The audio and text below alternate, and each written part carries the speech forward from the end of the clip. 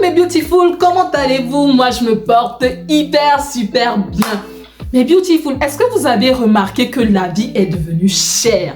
Très très chère. Des fois, je ressors du magasin comme ça, je vois les courses que je faisais avant avec 50 €. Aujourd'hui, mon caddie est vide.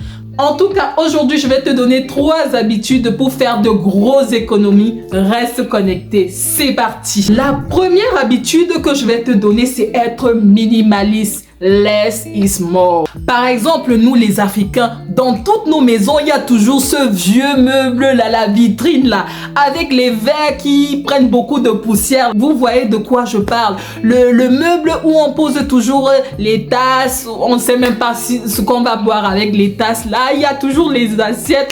Et les assiettes, bizarrement, on ne les utilise jamais. Les gens viennent vous rendre visite, vous sortez des plats de la cuisine, mais ce meuble-là, on ne sait pas à quoi il sert.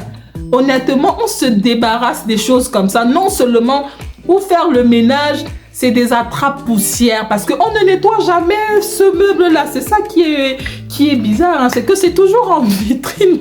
Vous voyez de quoi je parle. C'est des meubles qui ne nous servent à rien. Moi, dans mon cas, depuis quelques années, j'ai adopté le style minimaliste. C'est-à-dire que chez moi, dans mon salon, j'ai 2 canapés, une table basse, une salle à manger avec quelques chaises et ça suffit. Mon meuble télé, la télé, et c'est suffisant. J'ai pris une petite plante que vous voyez derrière là, 2-3 tableaux pour essayer de donner une certaine ambiance. Mais vraiment, essayez de vous dégager mentalement de tous les superflus qui ne servent à rien là. Le meuble là, en l'occurrence, j'en parle parce que vraiment, dans 98% des maisons, voilà, on trouve ça avec les bouteilles là. Vous savez, nos bouteilles qui sont souvent exposées en trophée là, whisky, Jack Daniel, bref, je vais pas citer de marque, mais vous voyez de quoi je veux parler.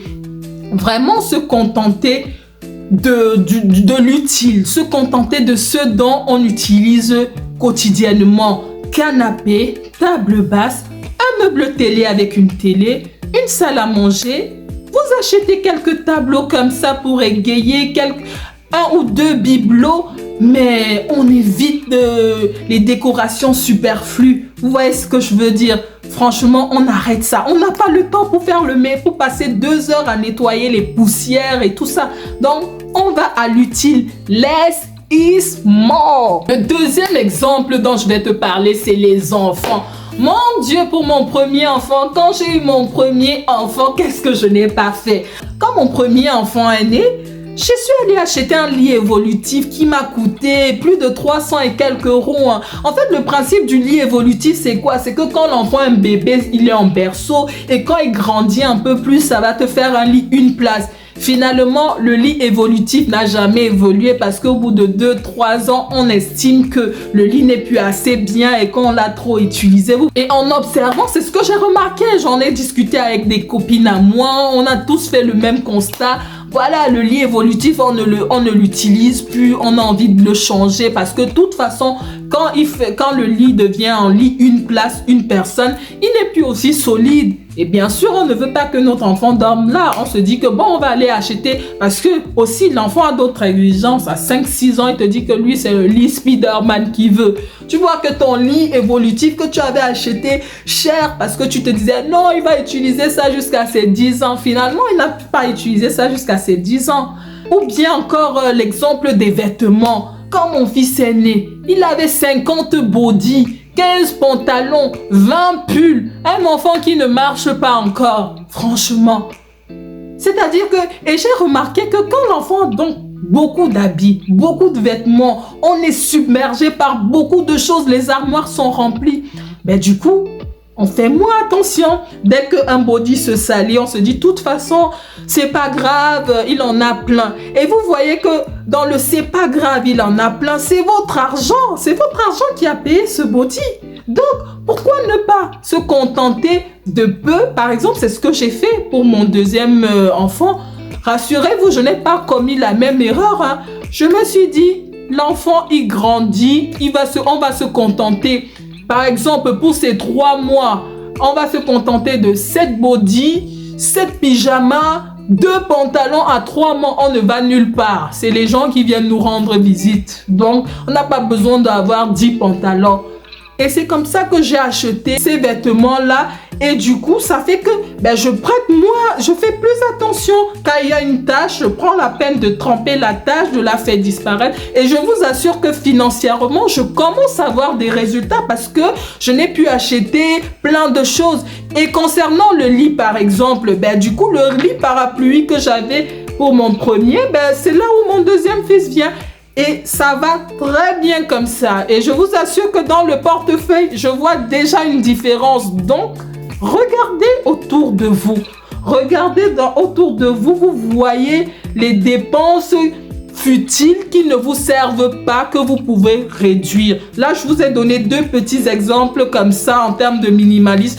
Non seulement quand j'ouvre l'armoire de mon fils, c'est aéré. On sait directement vers quoi aller.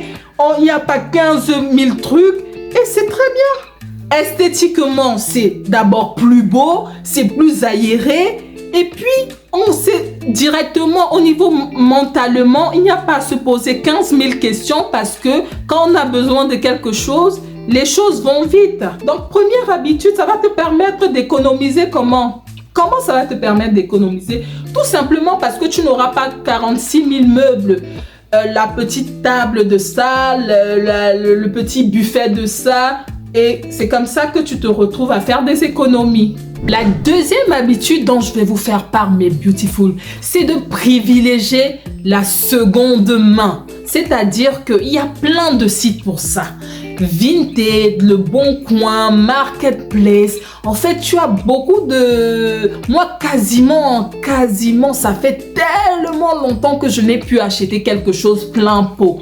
Soit je les achète en promotion, soit je les achète en seconde main. Quand je parle de seconde main, je te parle de tous les objets. Ça peut passer par des meubles, comme l'électroménager, comme les vêtements des enfants, comme des objets personnels que moi-même j'utilise. Attention, quand je vous dis de la seconde main, je vous dis pas d'aller chercher des choses ndjouksa là, non. Je vous demande d'acheter des choses les choses qui glow, vous voyez ce que je veux dire. Ce qui est intéressant en fait sur ces sites en plus de seconde main, c'est que tu vas pour un objectif précis, c'est-à-dire, moi je me dis quoi? Mon fils a le carnaval bientôt, on me dit qu'il faut qu'il soit déguisé en tel truc. Au lieu d'aller au magasin de vêtements où je vais acheter le déguisement et plein d'autres choses que je n'avais pas prévues, je vais sur ce site, je tape déguisement que je recherche et là, je vois, je compare, je discute même le prix. Non, d'abord, ce n'est pas trop cher et en plus de ça, j'ai encore la possibilité de négocier le prix et ça fait que j'ai ce que je veux, je suis à la maison et je fais des économies. Donc, privilégier franchement dans tous les secteurs. Ça existe vraiment dans tous les secteurs.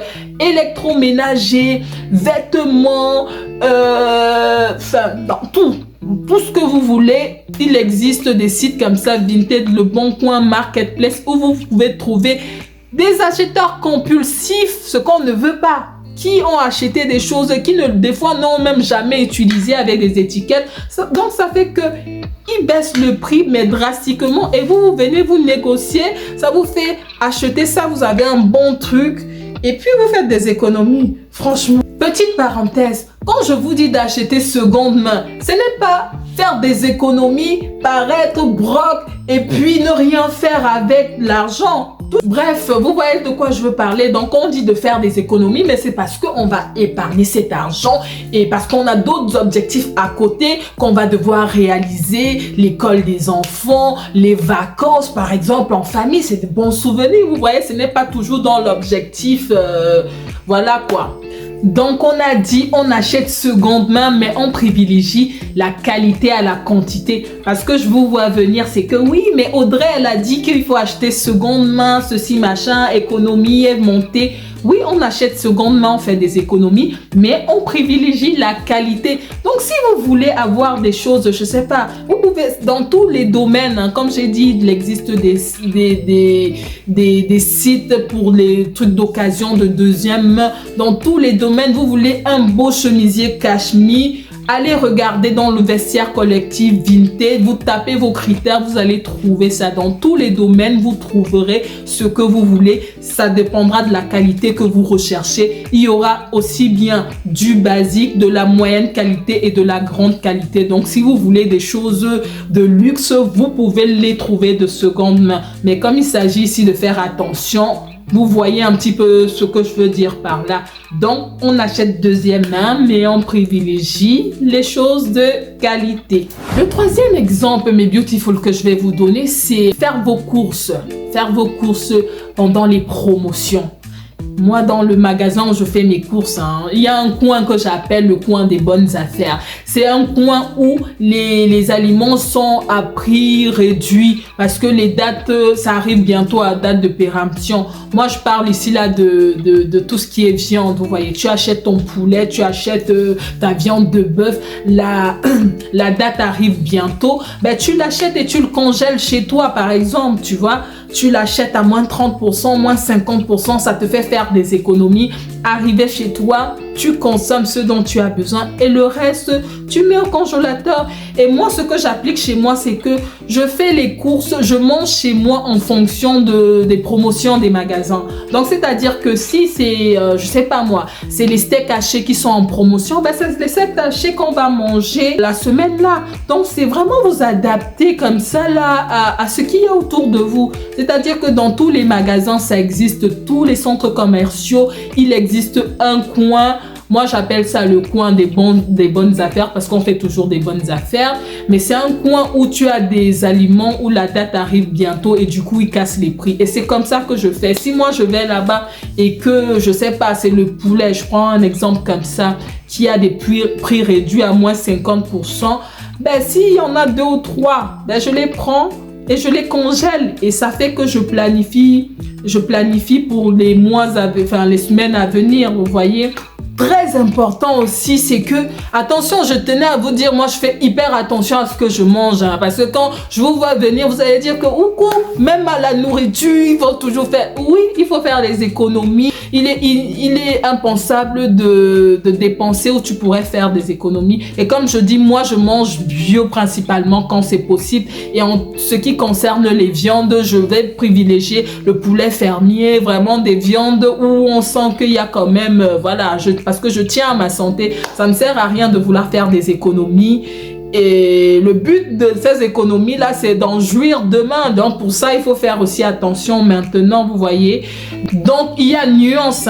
C'est pas parce que je dis de faire des économies que vous allez aller chercher tout et n'importe quoi en disant que, oui, il fallait faire des économies. Attention, moi, je fais attention. Je mange bio, donc, je fais attention. Intéressant. Moi, j'habite dans une ville où je n'ai pas forcément le marché autour de moi, mais je sais que j'ai un proche qui est dans une ville où il y a les marchés et ce qu'ils font souvent, par exemple, à la fin des marchés, il y a des aliments qui sont moins jolis esthétiquement, mais ils vont vouloir bazarder ça, ou par exemple, il y a la tomate qui est ramollie et puis ils savent que les commerçants savent qu'ils pourront plus la réutiliser pour le prochain marché.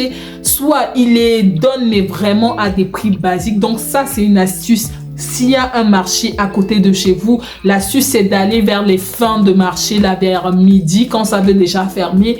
Vous voyez directement avec le commerçant en lui disant, écoutez, j'ai un petit budget, est-ce qu'il n'y a pas possibilité? Par exemple, vous êtes étudiante, vous n'avez pas beaucoup d'argent et même si vous n'êtes pas étudiant, je pense que les économies, tout le monde veut en faire. Donc, vous allez voir le commerçant en disant que oui, j'ai un petit budget, qu'est-ce que tu peux me faire pour tant? Et vous allez être étonné qu'il y a souvent des légumes comme ça, là, qui n'ont pas une belle forme ou qui ne vont pas tenir pour le prochain marché. Ben, il va vous faire un bon paquet, là, un bon panier avec plein de trucs comme ça et pour pas grand chose vous allez avoir le nécessaire pour amener chez vous. Ça c'est très important. Aussi en hiver, la tomate, le kilo de tomate est à 5 € et quelques. Comment c'est possible 5 euros et quelques le kilo de tomates? Moi, ce que j'ai fait depuis cette année, parce que je vous disais, je m'en sortais pas. Je ne m'en sortais pas. J'ai dû mettre en place des stratégies comme ça. Ben, ce que j'ai dû faire, ben, pour la première fois, j'ai congelé la tomate. Parce que j'ai un grand espace dans mon congélateur. C'est-à-dire, comme en été, la tomate n'est pas trop chère. Le kilo des tomates bio est à 1 euro et quelques. Ben, je vais faire mon stock. Et puis, ça va faire qu'en hiver, quand j'aurai besoin de faire mes sauces tomates, mes haricots, ben, je vais prendre la tomate congelée, je vais écraser. Et ça fait que, bon, j'ai quand même mes bons produits. Mais au niveau du prix, on s'en sort quand même. Vous voyez? Donc, je suis sûre que je ne sais pas où vous habitez. Et ça s'applique partout. Même si vous êtes de l'autre côté de l'Atlantique, en Afrique et tout ça, ça s'applique. Là où vous avez l'habitude de faire vos courses, il y a toujours un moyen comme ça là d'essayer de réduire ses dépenses. Vous voyez, il y a dans les centres commerciaux, il y a toujours un coin de bonnes affaires, que ce soit Carrefour, Auchan, Intermarché, Super U, bref, vous les connaissez tous. Il y a toujours un coin des bonnes affaires. Donc, quand vous arrivez, vous allez au coin des bonnes affaires et vous essayez de prendre voilà, ce qu'il y a en réduction. Bien sûr, des choses que vous consommez, parce que ça ne sert à rien d'acheter quelque chose que vous ne consommez pas. Des choses que vous consommez. Et vous allez voir que petit à petit, comme ça, 1 euro par-ci, 1 euro d'économiser par-là. Progressivement, vous allez voir que ce n'est pas négligeable. Ça vous fait un bon petit pactole que vous allez pouvoir utiliser pour un deuxième objectif.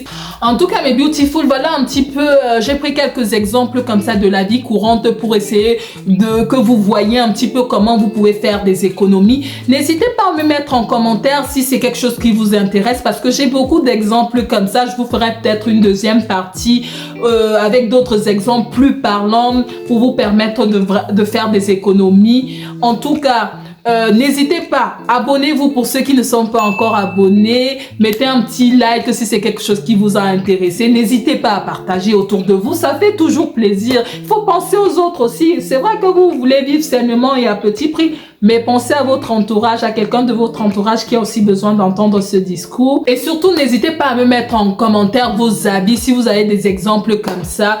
Restez connectés, je vous dis à très bientôt et je vous fais de grosses bises. Bye bye.